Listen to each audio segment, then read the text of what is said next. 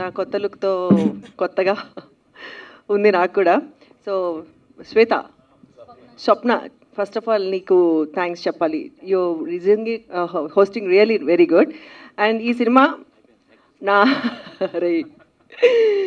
ఈ సినిమా నేను ఒప్పుకోవాలా లేదా, అంటే చేస్తానా లేదా అని నేను చిన్న హెజిటేషన్లో ఉన్నప్పుడు రఘు డార్లింగ్ అంటే ఫీల్ అవుతాడు, రఘు డార్లింగ్ చాలా సపోర్ట్ చేసి మా మహేంద్ర గారి గురించి, డైరెక్టర్ గారి గురించి చాలా బాగా చెప్పి నాకు క్లియర్గా ఎక్స్ప్లెయిన్ చేస్తే సో నాకు ఒక ధైర్యం వచ్చింది. ఆ తర్వాత నేను మహేంద్ర గారిని కలవటానికి ఆఫీస్కి వెళ్ళినప్పుడు they are really such a sweet souls, director గారు అండ్ ప్రొడ్యూసర్ గారు కూడా ఇద్దరు.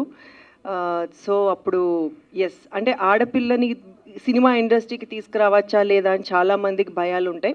సో యాజ్ ఏ మదర్గా నాకు కూడా కొంచెము వీళ్ళు ఎంతవరకు చేయగలరు అని నాకు చిన్న భయం ఉంది. ఆ ధైర్యం నాకు వాళ్ళిద్దరినీ చూసిన తర్వాత కళ్ళు మూసుకుని డైరెక్టర్ గారి చేతిలో, ప్రొడ్యూసర్ గారి చేతిలో హ్యాపీగా నేను పెట్టచ్చు అనిపించింది. So thank you sir, thank you so much. ఈ సినిమా డెఫినెట్గా సక్సెస్ సాధించాలి.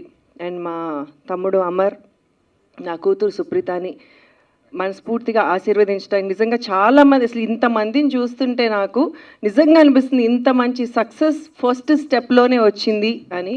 Thank you so much. And ఇక్కడికి